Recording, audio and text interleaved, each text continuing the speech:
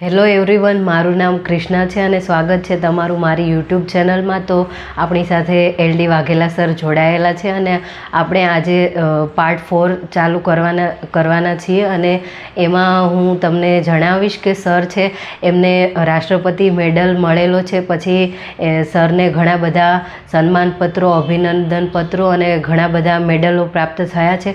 તો એની આપણે વિગતો જાણીશું અને સર સાથે આપણે વાર્તાલાપ કરીશું. તો તમે આગળના વિડીયો સુધી છેલ્લે સુધી બન્યા રહેશો. મિત્રો, તો તમે મારી ચેનલને સબસ્ક્રાઈબ ના કરી હોય તો મારી ચેનલને સબસ્ક્રાઈબ કરી લેજો, કૃષ્ણા KLM, અને તમારા મિત્રો છે એને આ લિંક શેર કરજો અને કમેન્ટ્સ કરજો. તો હવે સર સાથે આપણે વાતચીત કરીશું અને સર આપણને જણાવશે કે એમને જે રાષ્ટ્રપતિ એવોર્ડ મળ્યો છે એના વિશે વાત કરશે સર.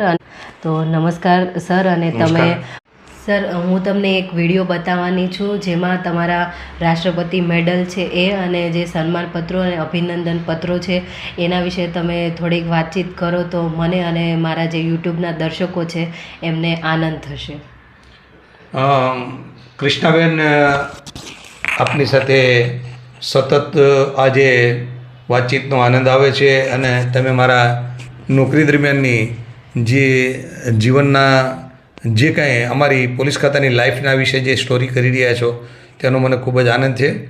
તો આપનો ખૂબ ખૂબ આભાર. મને 2017માં રાષ્ટ્રપતિ મેડલ મળ્યો અને એ રાષ્ટ્રપતિ મેડલ ગુજરાતના મુખ્યમંત્રી શ્રી વિજયભાઈ રૂપાણીના હસ્તે મને પહેરાવવામાં આવ્યો. તે માટેનું એક આખું ફંક્શન GMDC ગ્રાઉન્ડ અમદાવાદ ખાતે આયોજિત કરવામાં આવેલું અને તેમાં ગુજરાતના DGP શ્રી શિવાનંદ ઝા સાહેબ અને ગૃહ સચિવ સાહેબના રૂબરૂમાં ગુજરાતના મુખ્યમંત્રી, તે વખતના મુખ્યમંત્રી શ્રી વિજયભાઈ રૂપાણીએ મને મેડલ પહેરાવેલો. એ રાષ્ટ્રપતિ મેડલ જે તમે આ દર્શકોને બતાવી રહ્યા છો તે રાષ્ટ્રપતિ મેડલ છે. એમાં પ્રશંસનીય પોલીસ સેવા મેડલ કહેવાય છે. એની ઉપર પોલીસ પદક એવું લખેલું હોય છે, ઇંગ્લિશમાં પોલીસ મેડલ લખેલું હોય છે.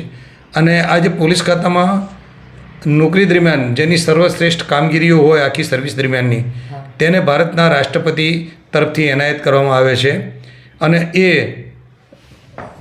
ભારતના રાષ્ટ્રપતિ ગુજરાતના સરકારને મોકલે છે અને ગુજરાત સરકાર છે એના મુખ્યમંત્રી છે એ પોલીસ ખાતાના અધિકારીઓને પહેરાવે છે અને સન્માન આપે છે.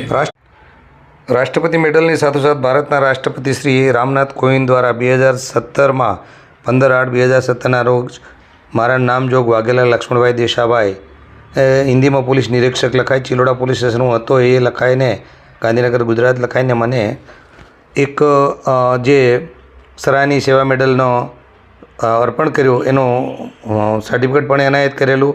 એમાં તેમણે લખ્યું છે, એ તમને વંચાય છે, मैं भारत का राष्ट्रपति रामनाथ कोविंद आपकी सराहनीय सेवा को मान्यता देते हुए आपको सराहनीय सेवा मेडल प्रदान करता हूँ. આ એમનો જે સત્યમેવ જયતે સાથેનો જે ભારતના રાષ્ટ્રપતિ તરફથી આ મને સન્માનપત્ર એનાયત થયું. ત્યારબાદ મને સત્યમેવ જયતે લખેલો આ અશોક સ્તંભ પણ મળેલો છે. આ મારું સન્માન થયેલું છે. ત્યારે એ 15મી ઓગસ્ટ 2017માં જ તે ગુજરાતના ગૃહમંત્રીના હસ્તે વિરેન્દ્ર યાદવ, પોલીસ અધિક્ષક ગાંધીનગર તરફથી મને પ્રશંસાપત્ર એનાયત થયેલો. એ ફંક્શનમાં મને જાહેર ફંક્શનમાં 15મી ઓગસ્ટના દિવસે આ એનાયત કરવામાં આવેલું પ્રશંસાપત્ર.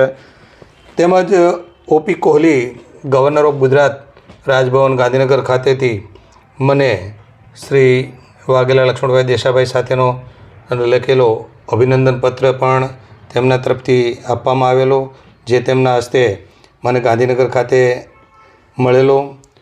તેમજ ગુજરાતના IPS DGP ગીતા જોહરી, જે ગુજરાતના પ્રથમ મહિલા DGP હતા, તેમણે મને અભિનંદન પત્ર પાઠવેલો છે. એ અભિનંદન પત્ર મને DGP સાહેબે આપેલો. તે ઉપરાંત સમસ્ત વાઘેલા પરિવાર સુરત દ્વારા મને સન્માનપત્ર એનાયત કરવામાં આવેલો, જે સુરત વાઘેલા પરિવાર દ્વારા કાર્યક્રમમાં મને એનાયત કરવામાં આવ્યો હતો. સમર્પણ બુક બેંક એમના તરફથી સન્માનપત્ર મને એનાયત કરવામાં આવેલો છે. તેના શુભેચ્છકો છે શ્રી સુરેશભાઈ બોરીચા, કિશોરભાઈ પરમાર, નાથુભાઈ સોસા, ધનજીભાઈ વિરાશ, મોહનભાઈ સોસા. આ તમામ દ્વારા જાહેર કાર્યક્રમમાં મારે સન્માન કરવામાં આવેલું. સિનિયર સિટીઝન ક્લબ સુરત છે તેમના તરફથી પણ મને સન્માન કરવામાં આવેલું, સુરેશભાઈ ખોડાભાઈ બોરીચા. આ ઉપરાંત જનકલ્યાણ ફાઉન્ડેશન ટ્રસ્ટ સુરેન્દ્રનગર સારા ગુણોનું સન્માન તરીકે સુરેન્દ્રનગરની અંદર હું 2010-11-12 હતો. તે લોકોએ મારું 23/1/2019ના રોજ સન્માન કરી અને ત્યાં મને આ સન્માનપત્ર એનાયત કર્યો. આંબેડકર આભા એવોર્ડ છે તે અમરેલી ખાતે મને એનાયત કરવામાં આવ્યો. દલિત વાર્તા સાપ્તાહિક છે જયંતિભાઈ ગોહિલ તેમના દ્વારા ત્યાં કાર્યક્રમનું આયોજન કરવામાં આવેલું અને ત્યાં મને આ આંબેડકર આભા એવોર્ડ એનાયત કરવામાં આવ્યો. આ સન્માનપત્ર છે એ મને હું કલોલ પોલીસ સ્ટેશનમાં હતો ત્યારે ચિલોડા હોમગાર્ડ વિભાગ તરફથી મારું જાહેર કાર્યક્રમ કરી મારું સન્માન કરી મને એનાયત કરવામાં આવેલો. તેમજ એક સ્વનિર્ભર ચેરિટેબલ ટ્રસ્ટ ચાલે છે એ તેમણે કલોલમાં એક બહુ સુંદર કાર્યક્રમ રાખ્યો હતો અને ત્યાં મને આ સન્માનપત્ર એનાયત કરવામાં આવેલ છે. સેવરા નિવૃત્તિ વખતે જે SP11ની ક્રિકેટ ટીમ છે ભાવનગરની તેના હું એક ક્રિકેટ કોચ અને ઇન્ચાર્જ તરીકે રહેલો એટલે તેમણે આખી ટીમ દ્વારા મને આ અશોક ચિહ્ન એનાયત કરવામાં આવ્યું અને સન્માન સાથે તે મને અર્પણ કરવામાં આવ્યું. તો આવા અલગ અલગ મને મેડલ, રાષ્ટ્રપતિ મેડલ અને સન્માનપત્રો મળેલા છે. પોલીસ ખાતાની નોકરી દરમિયાન મને 290 ઇનામો મળેલા છે અને તે આખી મારી કારકિર્દીના કારણે મને ભારતના રાષ્ટ્રપતિ તરફથી એમના આ સત્યમેવ જયતેના ભારતના અશોક ચિહ્ન સાથે મારું સન્માન સાથે મને આજે જે કાંઈ મળ્યું છે તેનો મને ખૂબ જ આનંદ છે. આપણને સરે જે માહિતી આપી અને સરે આપણને એમના જે મેડલ અને સન્માનપત્રો અને અભિનંદન પત્રો છે એના વિશે આપણને સરે જે માહિતી આપી એ ખૂબ સરાહનીય છે અને એ મેડલો પ્રાપ્ત કરવા એમાં આખી જિંદગી લાગી જાય છે. તો સરે એમનું જાત મહેનતથી જે પ્રાપ્ત કર્યું છે એ ખૂબ વંદનીય અને ખૂબ સરાહનીય છે. તો સર કોંગ્રેચ્યુલેશન અને થેન્ક યુ. હા સર. તો આગળ હવે આપણે સર પાસેથી બીજી માહિતી પ્રાપ્ત કરવાની છે અને સરની સ્ટોરી એટલી ખૂબ આપણને સસ્પેન્સ એટલે કે આપણને મનમાં પ્રશ્નો પેદા કરે એવી છે. તો આપણે સર પાસેથી આગળ હજી આપણે સ્ટોરી જાણવાના છીએ કે સર જ્યારે નોકરી કરતા હતા ત્યારે જે લતીફ ડોન છે એ અને જે સોહરાબુદ્દીનની જે સ્ટોરી છે એ મને જાણવામાં ખૂબ રસ છે. તો સર પાસેથી આપણે એની વાતચીત કરીશું. તો તમે આ જે પાર્ટ 4 છે એને સારી રીતે જોજો. મારી ચેનલ સબસ્ક્રાઈબ ના કરી હોય તો સબસ્ક્રાઈબ કરી દેજો અને લાઈક, શેર અને કમેન્ટ્સ કરજો.